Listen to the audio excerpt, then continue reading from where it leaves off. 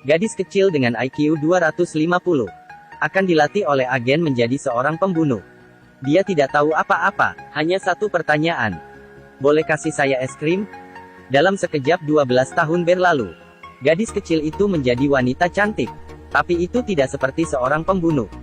Dan agen mengubah model rambut yang tampan. Selama 12 tahun ia mengajar keterampilan pada gadis itu. Berlatih tinju 3000 kali sehari. Lepaskan pistol dengan tangan kosong 100 kali. Agen berjalan ke belakang gadis itu. Dan menunjukkan sebuah metode cara mencekik leher dalam hitungan detik. Ini dapat membunuh musuh dalam 20 detik. Setelah menyelesaikan serangkaian tes, agen memberi gadis itu tugas pertama. Bunuh keempat pria itu. Mereka telah membunuh lebih dari selusin gadis. Mereka selalu memilih gadis pirang yang cantik. Kemudian ditipu ke hutan dan dibunuh oleh mereka. Adik keempat adalah seorang pria gemuk. Dia memiliki pacar yang cantik. Tapi pacarnya hanya penyamarannya. Berburu wanita lain akan membuatnya merasa puas. Adik ketiga adalah pria penurut. Ayahnya meninggal saat muda. Ibunya mengontrolnya dengan ketat.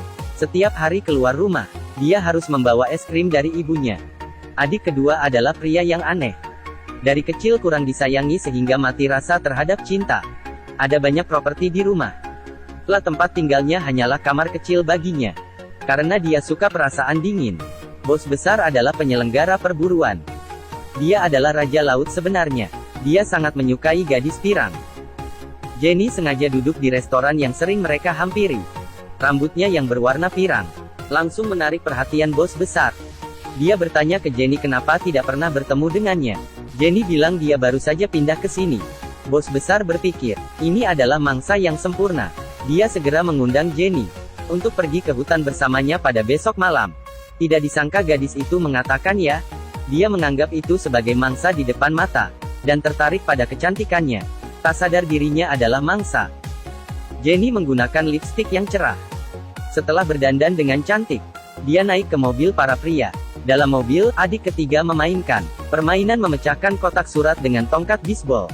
Dia meminta Jenny untuk mencobanya. Pada awalnya Jenny menyembunyikan kekuatannya.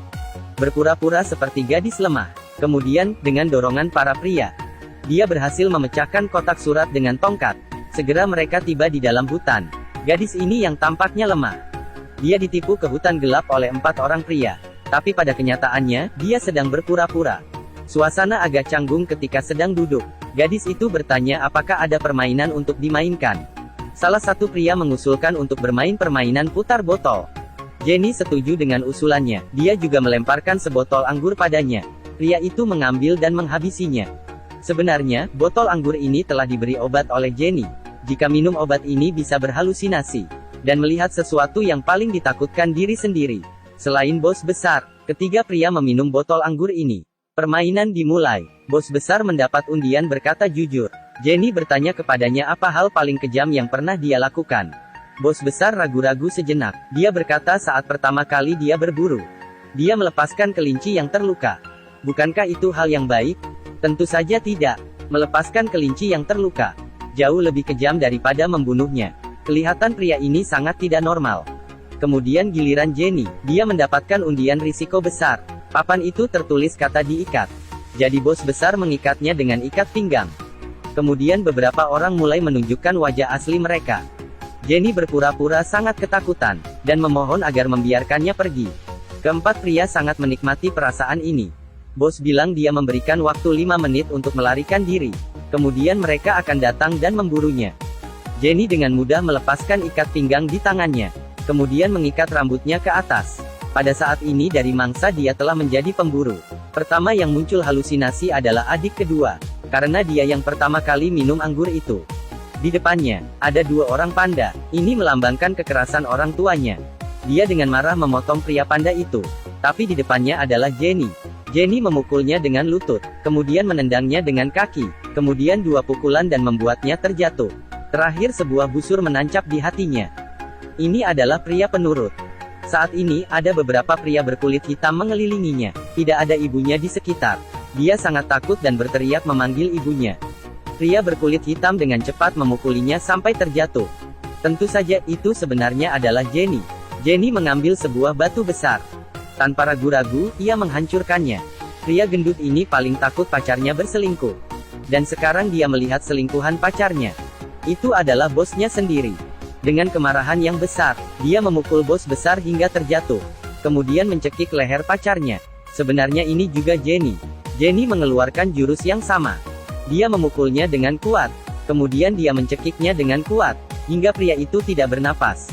Pada akhirnya, yang tersisa hanyalah bos Raja Laut. Dia menemukan mayat rekannya di tanah. Menyadari gadis ini tidak sederhana. Tapi ketika ia menemukan Jenny yang kelelahan, dengan baik dia membiarkan Jenny untuk istirahat terlebih dulu. Setelah itu mereka baru bertengkar. Jenny bertanya pada bos besar apa ketakutan terbesarnya. Tidak disangka jawabannya adalah sebuah tamparan di wajah. Kemudian keduanya mulai berkelahi dengan tangan kosong. Kekuatannya sebanding. Pada saat ini Jenny merebut kesempatan, dan mengeluarkan jurus diajarkan oleh agen. Bos besar dicekik dan pingsan di atas tanah. Tapi Jenny tidak langsung membunuhnya. Sebaliknya, dia merancuni dengan anggur beracun. Kemudian mencekik lehernya dan menggantungnya di udara. Jenny ingin dia merasakan hal yang paling ditakuti di dalam hatinya. Kemudian beberapa wanita dari kejauhan perlahan-lahan mendekatinya. Semuanya mati diracuni olehnya. Ternyata pria ini saat melukai para gadis. Hatinya juga takut pada jiwa gadis-gadis ini. Dia ketakutan hingga kakinya tergelincir dan meninggal. Tugas selesai. Agen tiba-tiba muncul di belakang Jenny. Sebagai hadiahnya, dia membawa Jenny pergi makan enak. Tapi mengapa tidak ada es krim? Banyak orang mengatakan itu adalah film yang buruk. Tapi saya pikir ini film yang lumayan. Ini adalah film psikologis. Keempat pria mati atas ketakutan diri sendiri. Dan ketakutan mereka, semua datang dari tekanan keluarga dan masyarakat. Jadi kita harus belajar untuk menghilangkan stres diri sendiri. Dan menghadapi ketakutan batin. Jangan hidup dalam kusut dan fantasi. Terima kasih sudah menonton. Jangan lupa like dan follow. Sampai ketemu lagi.